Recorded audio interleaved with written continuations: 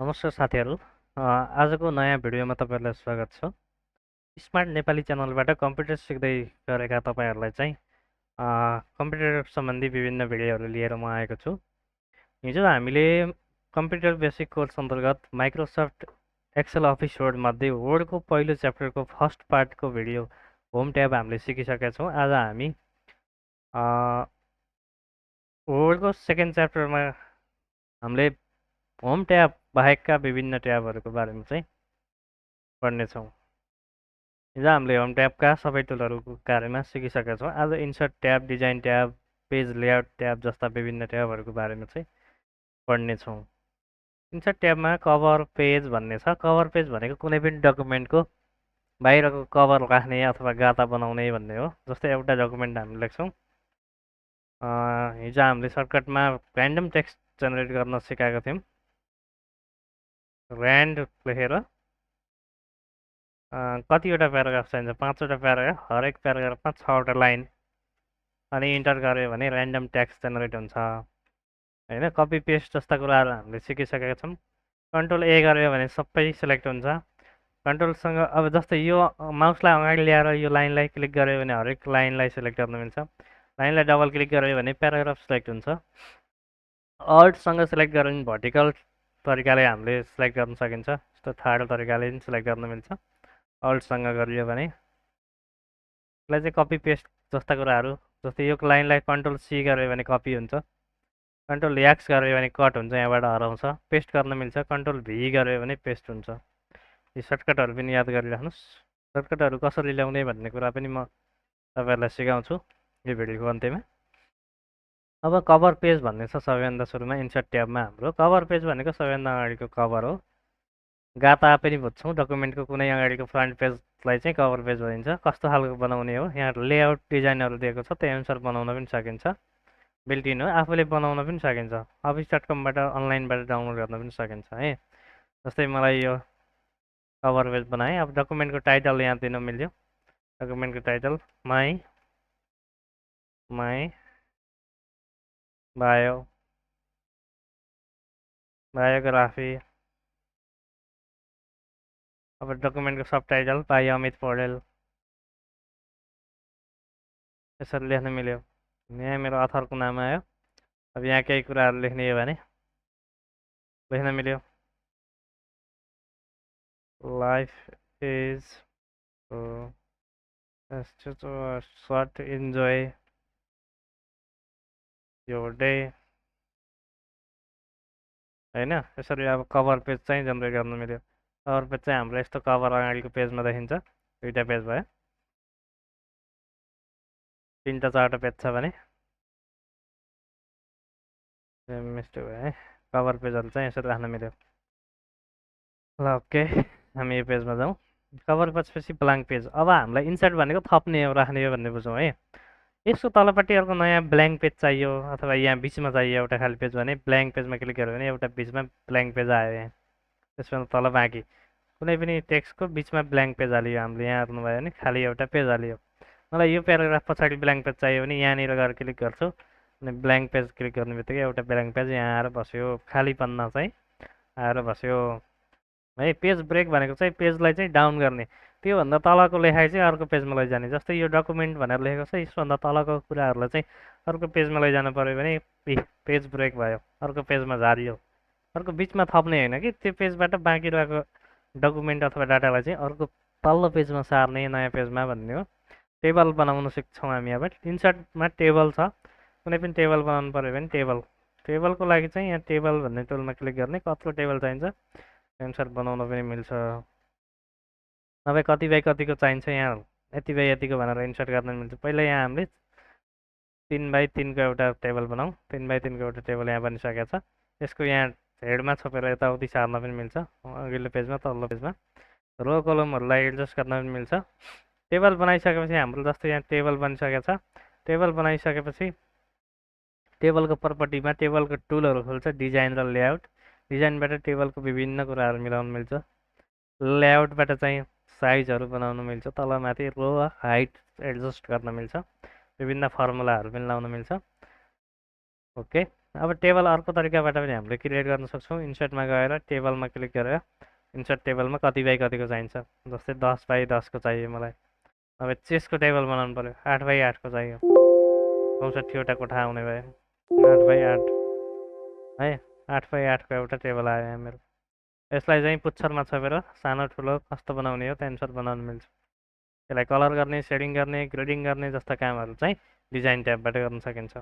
डिजाइनमा गएर सेडिङ हाल्न मिल्यो, कस्तो कलर हाल्ने, के गर्ने, कस्तो बनाउने, कति हाइट कति साइज भन्ने कुराहरू यहाँ डिजाइन र लेआउटबाट सजिलै मिलाउन सकिन्छ।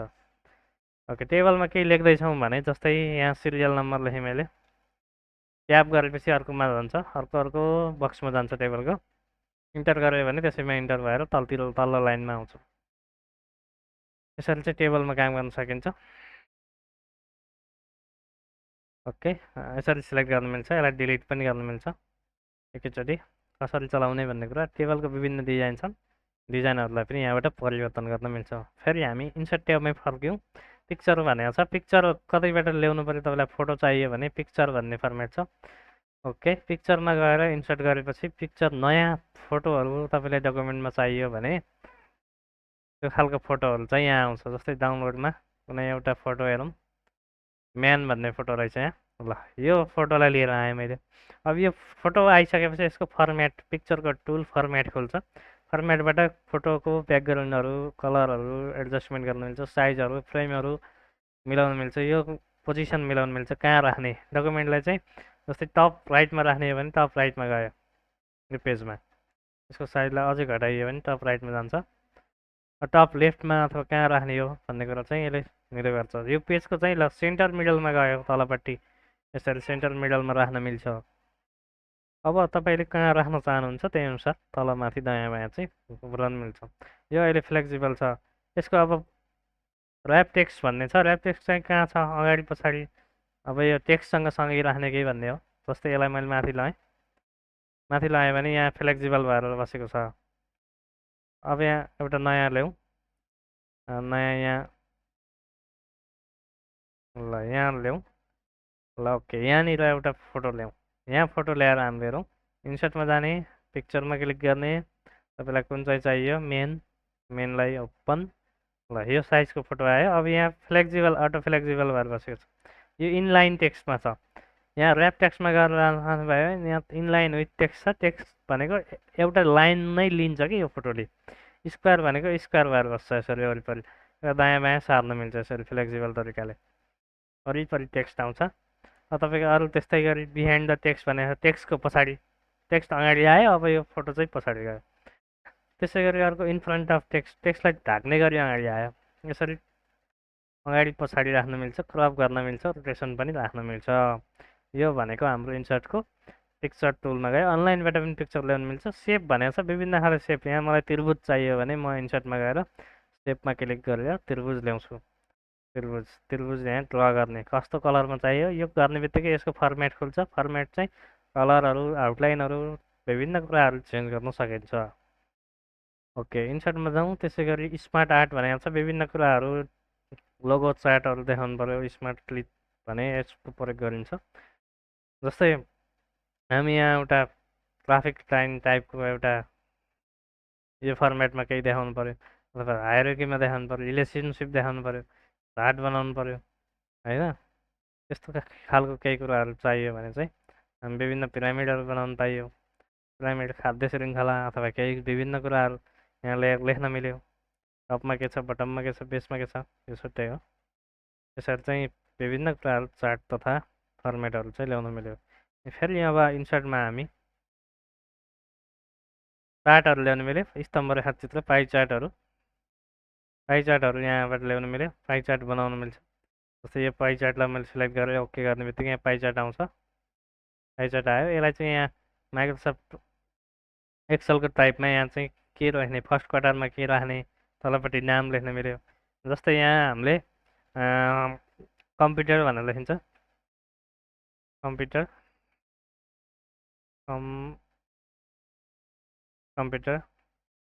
होइन। अब यहाँ साइन्स मेजर नेपाली, स्टुडेन्टहरूको चार्ट बनाउँदैछु मैले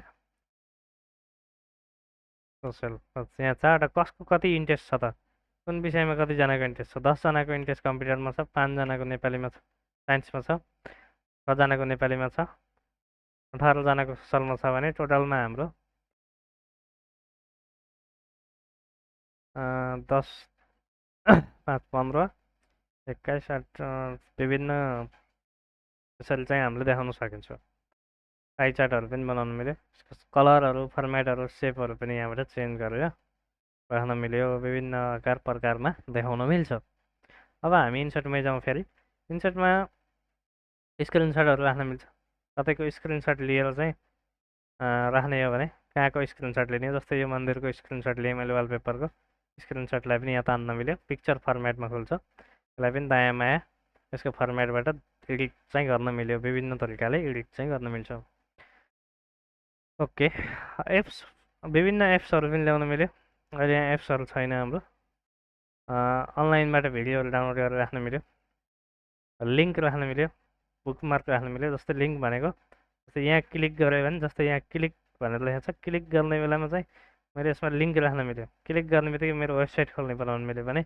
हाइपर लिङ्क भनेको छ हाइपर लिङ्कमा क्लिक गऱ्यो भने यहाँ क्लिक गर्ने बित्तिकै क्लिकमा चाहिँ के हुन्छ त मेरो वेबसाइट www.amitcudl.com.np यो खोल्ने बनाउँछु मैले त्यहाँ क्लिक गरेँ भने यहाँ क्लिकमा क्लिक गर्ने हो भने कन्ट्रोलसँग त्यो मेरो वेबसाइट चाहिँ खोल्ने हुन्छ यसरी चाहिँ लिङ्कलाई पनि हाइपर लिङ्कबाट राख्नु मिल्यो त्यसरी बुकमार्क भनेको छ कुनै पनि लोकेसनको बुकमार्क राख्नु मिल्यो यसमा क्रस रेफरेन्स राख्न मिल्यो त्यसै गरी कमेन्ट हेडर फुटर पेज नम्बरहरू पेजमा राख्न मिल्यो जस्तै कमेन्ट भनेको कुनै पनि प्याराग्राफमा कमेन्ट लेख्नु पऱ्यो यसलाई कमेन्ट गर्नु पऱ्यो भने कमेन्ट क्लिक गरेर यहाँ अब यसको बारेमा थप व्याख्या उता गरिएको छ भनेर पनि लेख्नु मिल्यो हेडर भनेको सबैभन्दा टाइटल हो पेजको टाइटलमा के लेख्ने हेडिङ बनाउने कुरा हो फुटर भनेको तलपट्टि पेजको तल्लो भागमा के राख्ने अब विभिन्न कुराहरू पेज नम्बरहरू राख्न मिल्छ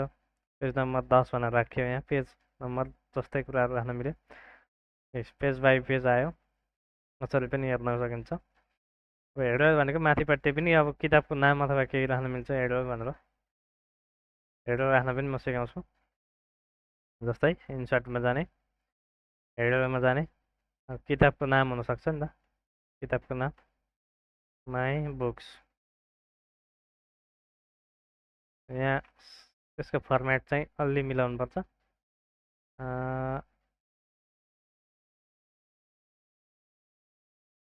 ओके हेडरको डिजाइनको कस्तो छ अनुसार राख्न मिल्यो हेडर चाहिँ यसले ढाक्यो तल्लोमा हेरौँ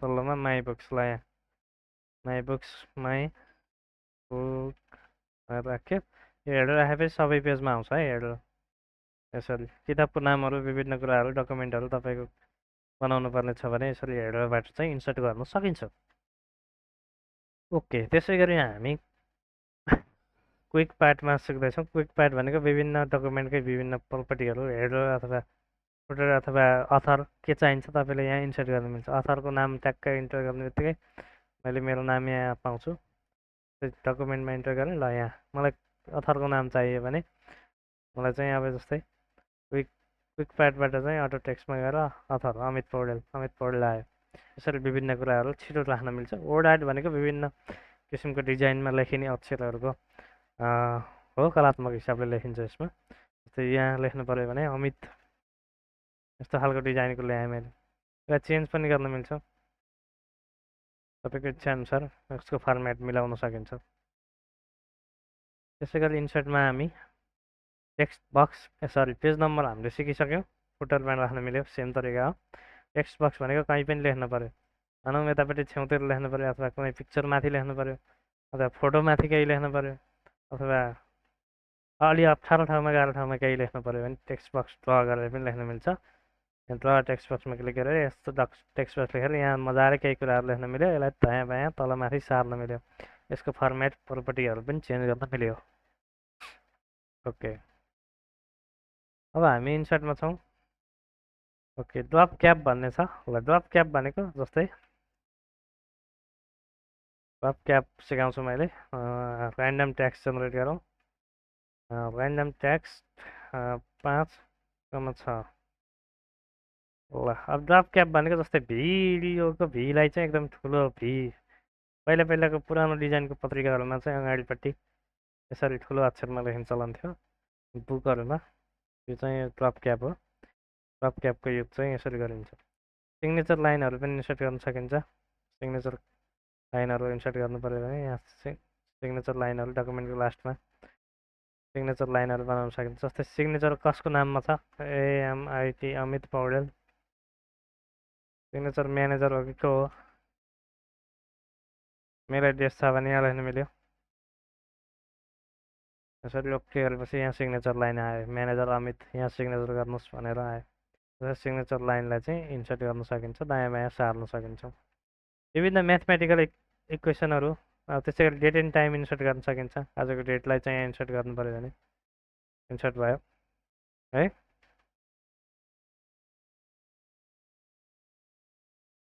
त्यसै गरी सिम्बलहरू इक्वेसनहरू पनि इन्सर्ट गर्न सकिन्छ विभिन्न किसिमका अब्जेक्टहरू पनि इन्सर्ट गर्न सकिन्छ अब्जेक्ट भनेको विभिन्न किसिमका फाइलहरू माइक्रोसफ्टको एक्सेलका वर्कसिटहरू पनि अपडेट गर्न सकिन्छ त्यसै गरी सिम्बलहरू विभिन्न तपाईँले सजिलैसँग टाइप गर्न नसक्ने सिम्बलहरू ती फन्टका कुराहरू नेपाली टाइपिङहरू यसरी इन्सर्ट गरेर पनि राख्न सकिन्छ जस्तै मलाई चाहिँ अब आउँदैन जस्तै आदि न लेख्न आएन अथवा आदि छ लेख्न आएन भने इन्सर्ट गर्न सक्यो इन्सर्ट भइसकेको छ आदि छ यसरी इन्सर्ट गरियो विभिन्न किसिमका कुराहरू चाहिँ इन्सर्ट गर्न सकिन्छ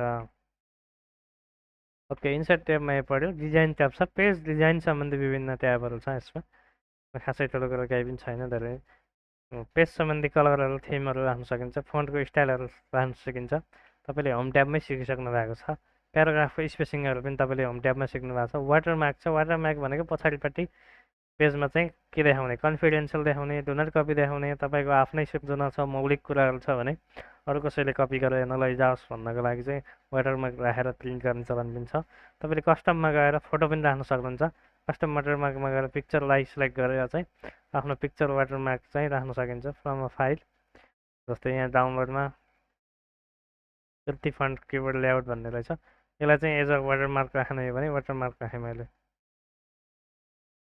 जस्तै यहाँ आयो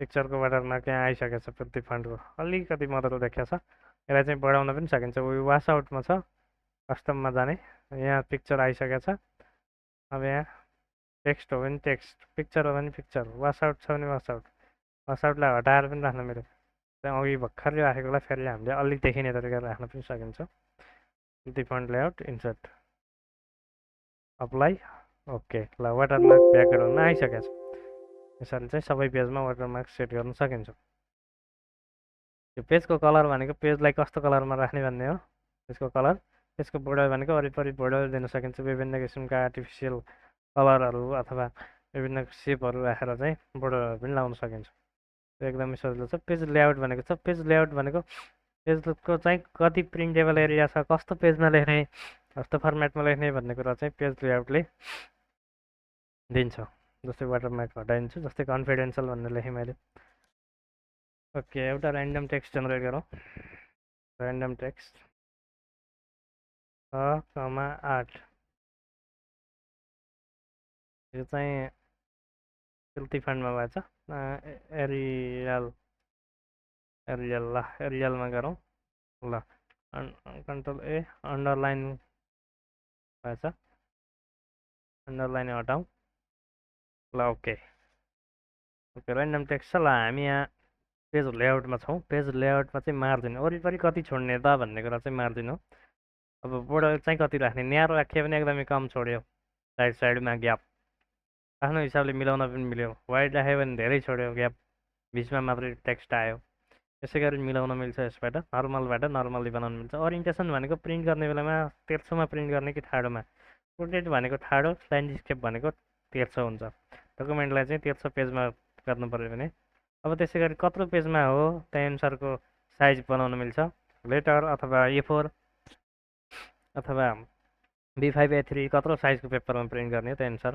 हामीले चाहिँ पेजको सेटअप गर्न सकिन्छ त्यसै गरी साइज बुझिहाल्नुभयो। कलम भनेको छ सिङ्गल कलममा छ अहिले, डबल कलम मल्टिपल कलम पत्रिका स्टाइलको 2टा कलम 3टा कलम पनि राख्न मिल्छ आफ्नो हिसाबले। कतिवटा कलममा चाहिँ टेक्स्टलाई लेख्ने हो त्यही अनुसार कलमहरू थपघट गर्न पनि मिल्छ।